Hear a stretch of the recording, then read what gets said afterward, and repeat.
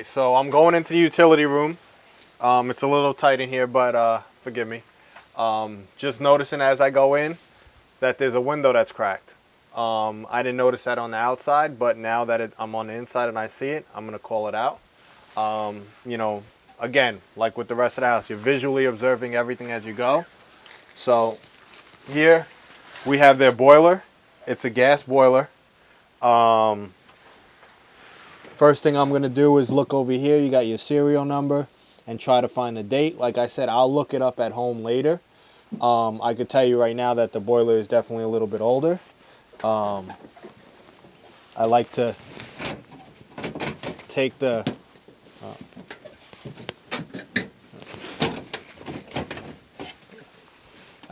this off, look down here, see if it needs to be cleaned or not.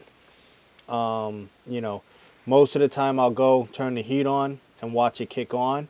We know the heat's working because we checked it everywhere else. If, you know, normal comment would be recommend having it serviced. You got your main shutoff here. As we work our way up, we're looking for any type of rust, any type of anything that looks out of place. You know, you got your valve here. It's missing its drawing a blank right now. Don't stop.